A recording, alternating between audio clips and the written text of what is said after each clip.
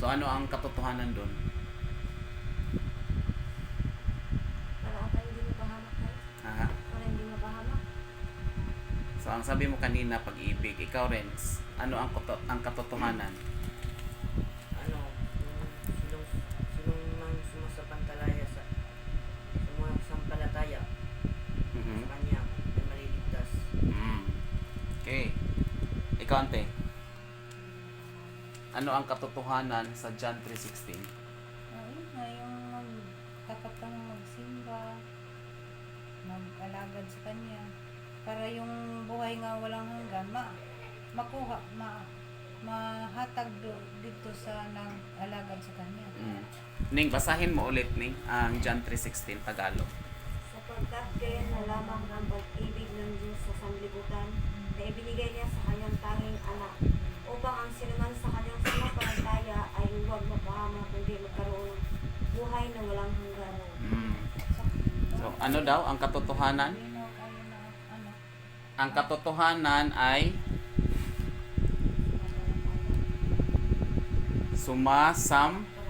sampalataya sa sino ang sinusumpalatayaan? Ang Diyos. Ang Diyos. Okay. So, ang katotohanan, sabi ng ating key text this week, John 18 verse 37, ako ay pumarito. Ako ay ipinanganak. Anong sabi sa John 3:16? For God so loved the world, That He gave His only begotten Son. So kung ating titingnan, busisiin natin ng mabuti, ang John 3:16 at ang John 18 verse 37 ay nagkatugma. Tama ba? Nagkatugma ba? Dahil sabi ni Jesus, ako'y pumarito. Sabi ni Jesus, ako'y ipinanganak. At ang sabi sa John 3:16, God gave His only begotten Son. Bakit ibinagay ng Ama ang kaniyang bugtong anak sa sanlibutan at bakit pinahintulutan niya na ang kaniyang anak ay ipapanganak sa sanlibutan? Bakit? Para siguro hindi tayo mapahamak. Hindi mapahamak sa kasalanan dahil ang sanlibutan ay nalugmok sa kasalanan. At sa pamagitan ng anak na si Jesus, tayo ay mabigyang muli ng pagkakataon na maibalik sa ating Buhay na walang hanggan. buhay na walang hanggan sa pamagitan ni Kristo at makabalik sa presensya ng ating Ama. So kaya sabi ni Jesus Christ kay Pilato, ako'y naparito at ako ang nagpapatotoo. Ako ang katotohanan. Sabi niya. Okay, sige, basahin. 1 Corinthians, totoo ba na ang lahat ng tao mula kay Adan ay mamamatay dahil sa kasalanan? Okay, 1 Corinthians chapter 15 verse 21 and 22. Okay, 1 Corinthians chapter 15 verses 21 and 22.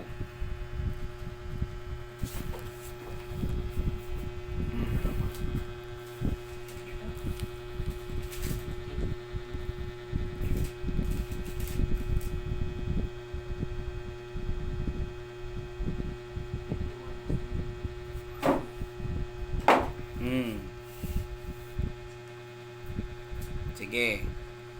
Sinong mauna?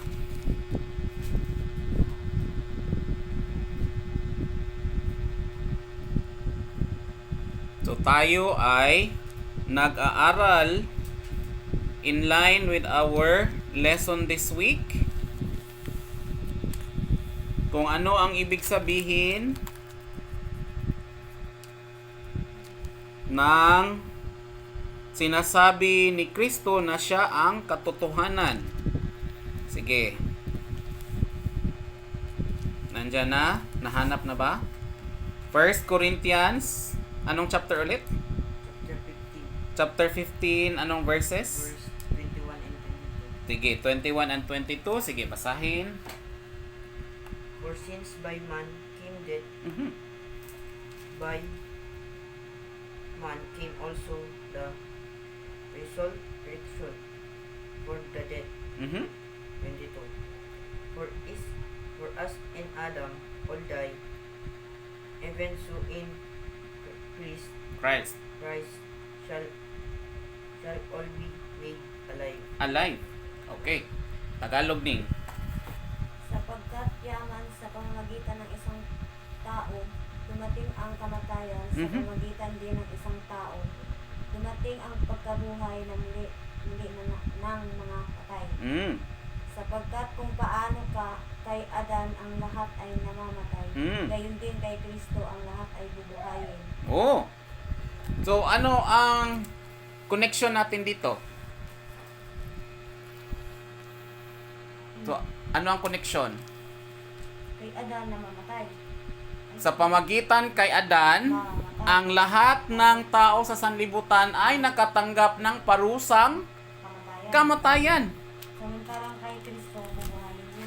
Sapagkat kay Kristo, makatanggap tayo ng buhay na walang hanggan. So meaning, ang lahat ng tao ay nakatanggap ng kamatayan, hatol ng kamatayan dahil Kay Adan. ang tao ay nagkasala sa pamagitan kay Adan. Adan. At sinong tao ang nagbigay ng muling pagkabuhay? Si Kristo. Kay Kristo. Kristo. Dahil sabi in John 18 verse 37, ako ang Pumarito. pumarito at ako ang katotohanan. In John 3:16, sabi niya, for God so loved the world that He gave His only begotten Son, and whosoever shall believe in Him will not perish. So lahat ng sumasampalataya kay Kristo ay hindi mawawala, hindi mamamatay, hindi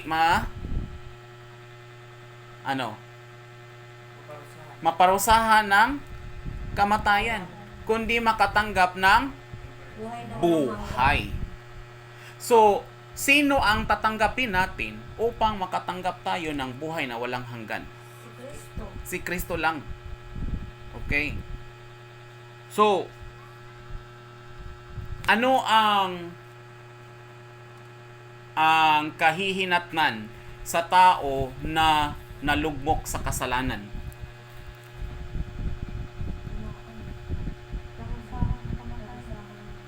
Parusahan ng kamatayan. Di makatanggap ng buhay na walang hanggan. Ano pa?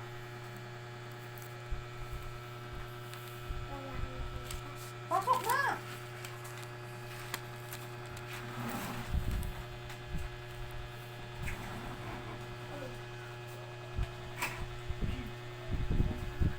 Ano pa?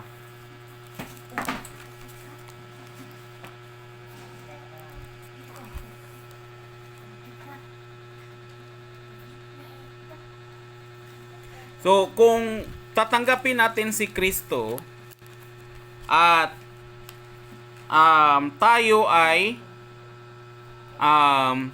sumasampalataya kay Kristo, ano ang matatanggap natin? Buhay na walang hanggan. Okay, dito, Hebrews. Yan lang yan. Hebrews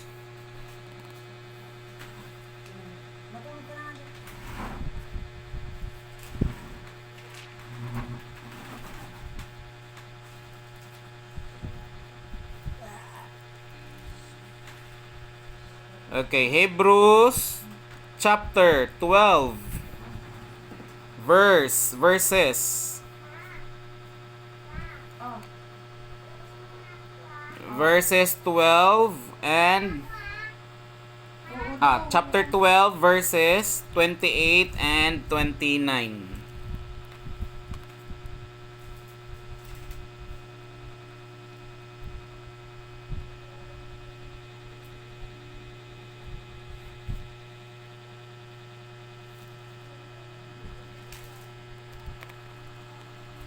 Asa ato ang basahon? 21 and 29. Asa nga book? Hebrew verse Hebrews. Hebrews chapter 12 verse Hebrews, dapit na siya sa katapusan. Going Revelation. Hebrews. Asa to nga chapter? Chapter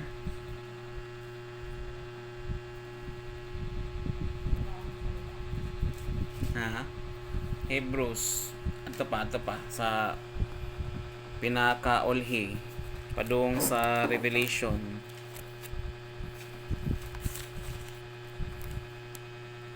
ay nasa ano?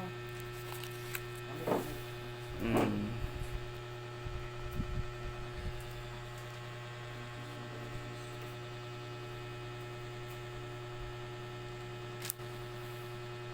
So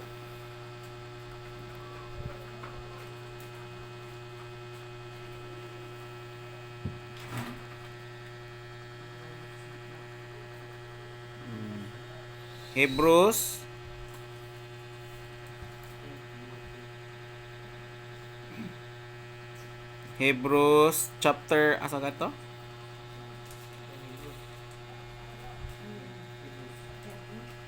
Hebrews chapter 12 verse 21 and 28 and 29. 29. Sige, kinsay pwede makabasa.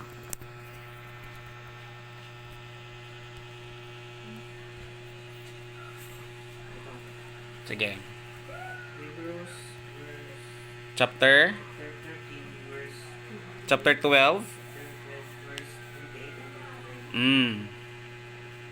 Wherefore, we receiving a kingdom which cannot be moved, Mhm. let us have grace, whereby we may serve God's acceptable with Reverence. reverence and godly fear. Mm. For our God, it is consuming fire. Sige, sa Tagalog ni. Kaya't yamang tinanggap natin ang isang kaharian, hindi mayayanig, magkaroon tayo ng biyaya na sa pamamagitan nito ay makapaghandog tayo sa Diyos ng kalugod-lugod Mm. sa paglilingkod na may paggalang at takot. Sapagkat sa Diyos natin ay isang apoy na tumututok. La. Ano daw? Isang Apoy na tumututok. apoy na Tumututok. In English, God is a consuming fire. So, ano ang mangyari sa mga tao na hindi tatanggap kay Kristo? Ano ang mangyari sa mga taong hindi sumasampalataya kay Kristo? Ganun sa apoy na nanugnaw, Oh. consuming fire. Tutupukin ng apoy. So ano ang matanggap? Ano ang matatanggap sa mga taong sumasampalataya, sumusunod sa Panginoon? In verse 28. Biyaya. Makatanggap ng biyaya. Ano pa? Sabi in John 3:16, they shall not perish but have everlasting life. Pero in verse 28, tingnan, ano ang matatanggap?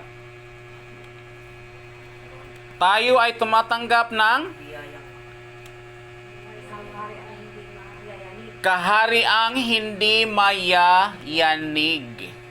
So meaning, ang ating inheritance. 'Di ba sa mga mayayaman may inheritance, maipapasunod sa mga mga anak, mga apo, kung sino man ang pagmana, o mga mana, tayo pala ay mamanahin natin ang tinatawag na kaharian ng Diyos. Bakit? Bakit natin tatanggapin at manahin ang kaharian ng Diyos? Nasa verse 28 pa rin. Dahil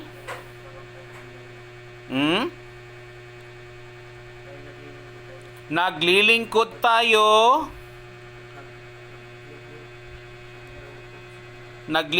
tayo sa ating Panginoon ng kalugod-lugod at may paggalang.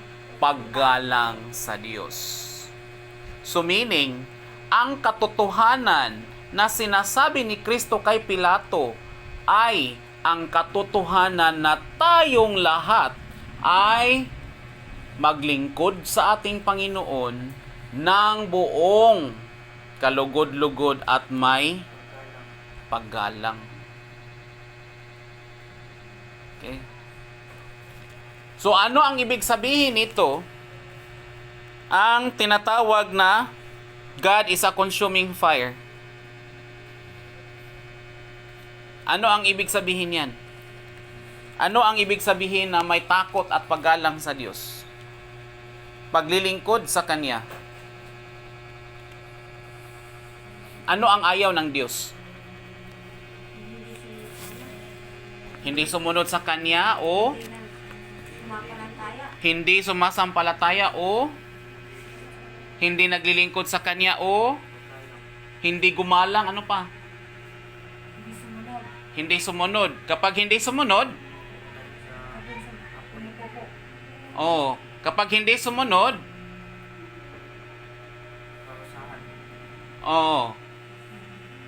ano ang nangyari sa sanlibutan? Dahil kay Adan, Kasalanan. Kasalanan. kasalanan. Ayaw ng Diyos ng kasalanan. Kailan tayo magkasala? Magkasala tayo kung hindi natin susundin ang Diyos. Okay, so ano ang naintindihan mo ngayon, Ning? Kailangan sumunod tayo sa kay Kristo. Para hindi tayo mapunta sa apoy. Bullseye. Ikaw, Renzi. Hindi nag si Kristo para pagtasin yung mga kasalanan natin, Yes. para makatanggap tayo ng mga ng biyaya ng walang hanggan ng buhay. Yung mga hindi sumasampalataya sa iya, naglingkod, magalang, ay punta doon sa consuming fire. At saka ng apoy. Ako po. Okay, so hindi ako ang nagsabing yan, ha? Binasa lang natin yan. Okay. Ikaw, ante. Mag-alagad ka. Huwag duha-duha. Musimba di, ano ba? Tinanood na yun. Kaya hapit na. Yung bang hitabo ka ron, wala na ito mailhan. Kuya ba ya? Amen. So, kapag tayo ay naglilingkod sa Diyos, paglingkuran natin ng Diyos ng buong puso at buong katapatan. Okay? So, maraming salamat sa ating devotional natin ngayon.